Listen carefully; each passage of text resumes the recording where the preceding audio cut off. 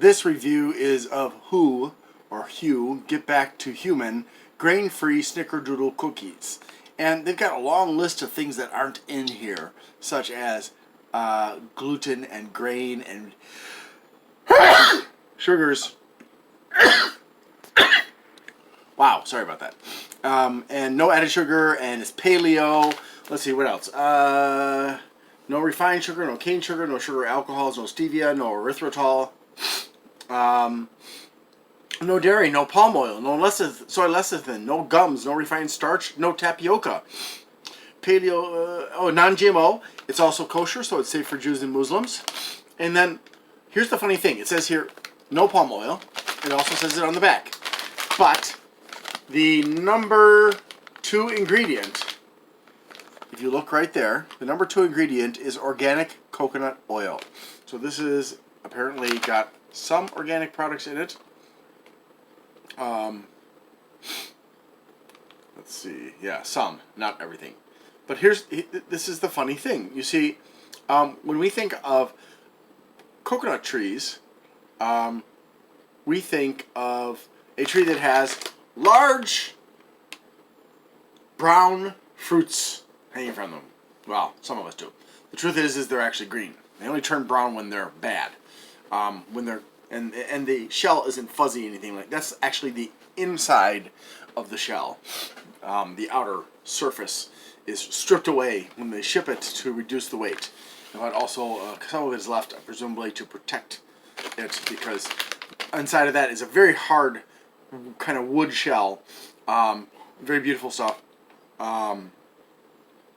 And that can, if you do the wrong thing, you can crack it easily.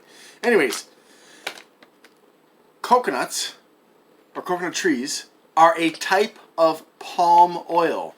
So to say that there's no palm oil in here is technically a big fat lie. Because not only does it say it as the number 2 ingredient, but it lists it again, where is it? Here and here. So it's actually got organic coconut oil in it 3 times. And, not good. So I just thought you should be aware that in addition to that, it's also got cashew and eggs. So this is obviously not a vegan product. It is a vegetarian product, however. So, yeah, I can't exactly recommend it, and here's why. Because saturated fats are bad for you. I don't care what a pseudo expert is saying that they're good for you, they're bad. And out of the 8 grams of fat that are in this product, and there are 2 servings, so if I look at the whole container, out of the 16 grams of fat in this container, 10 of them are saturated fats. And there's 40 milligrams of cholesterol, which is 14% of the recommended daily intake. And there's 120 milligrams of salt, which is 6% of the recommended intake.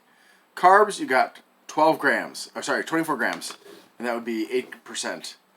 Dietary fiber is a quarter of that, at 6 grams, which is 11% of what they recommend. And total sugars, 14 grams. Protein, there's only 2. So, yeah. Now I've actually had these already. I had them at the food pantry, or one of the food pantries I help out at, and I saw them, and somebody said Snickerdoodle. Somebody else said, oh, they're yucky, and I thought, well, I'll give them a try, because there are some brands out there where the Snickerdoodles, like from UDF, are horrible, or just not a Snickerdoodle. And I've had some from other brands where it's just like, I'd rather have UDF than those. But okay, so as you can see, they're quite small and quite thin, and not perfectly ground. You can see that little bit of what I assume is cashew.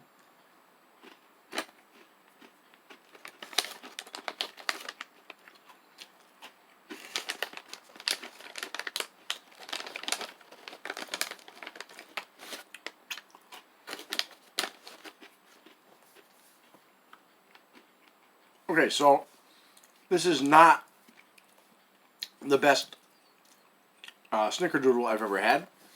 It's better than UDF's, but I would not rank it very high on the list of Snickerdoodle cookies. It has a bit of an odd flavor to it.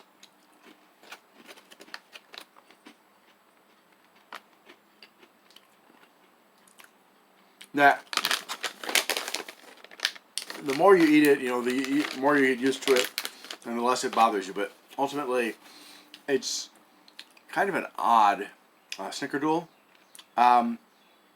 Honestly, even if it didn't have palm oil in it, coconut oil, that is, even if it didn't have that in it, which means it wouldn't have 45 milligrams of cholesterol in the packaging, or 135 milligrams of salt, or 11 grams of saturated fats.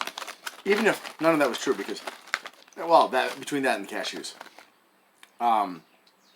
it still doesn't taste that great.